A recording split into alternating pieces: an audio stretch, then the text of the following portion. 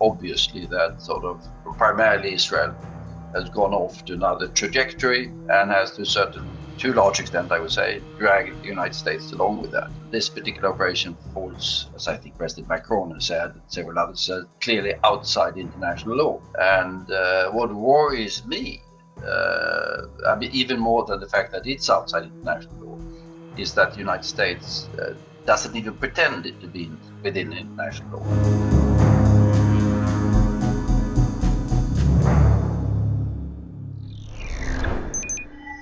I don't think that much has changed in the overall European approach to the region.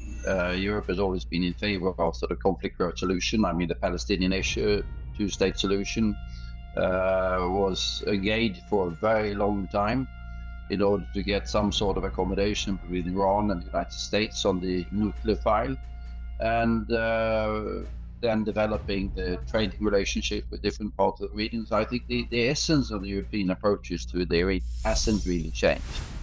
What has changed primarily is the role of the United States and also the role of Israel.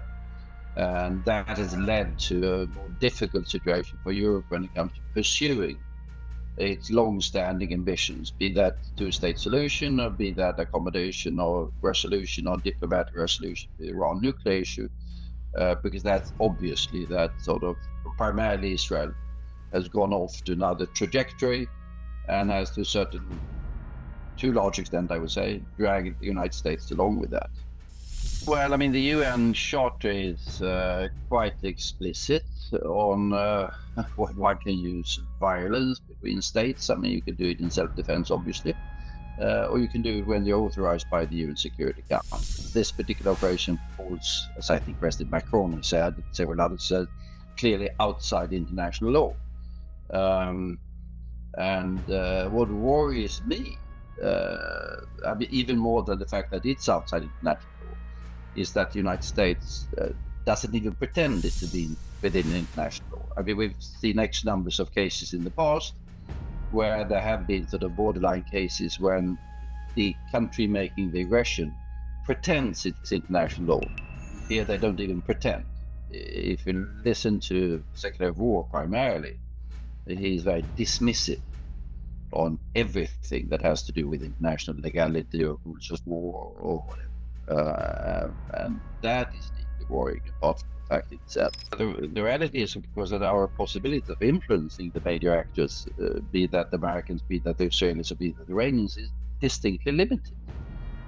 We are now in a situation where the guns are blazing and the bombs are falling, and the space for diplomacy is extremely limited, if it's existing at all. And I fear diplomacy can only come back when the guns stop blazing and the bombs start falling.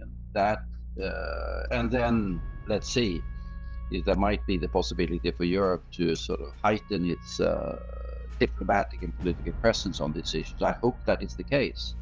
In what is now going on, Iran, Israel, US, there was diplomacy in the days leading up to the war. There are different accounts on exactly what happened during those talks, but there are people who took part in the talks who said that, there was a room for diplomacy and there should have been the possibility to pursue diplomacy, but then the decision was taken to break off.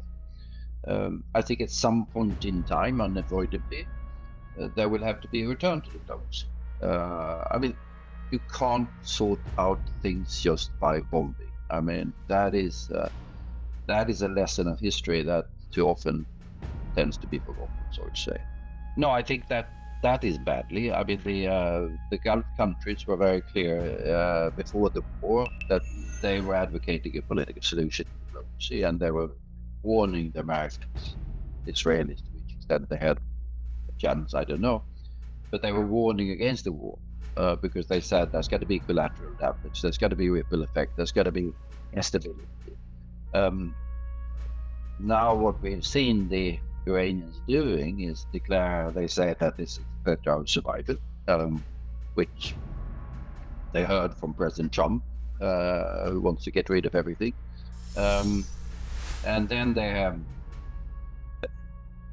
gone to aggression against the Gulf states as well. I think that was unwise. I think rather it was unnecessary. I think that was clearly unlawful because they have not been attacked by the Gulf states. They've been attacked by the Americans and the Israelis. And that's a different thing. So I think that is something that must be condemned.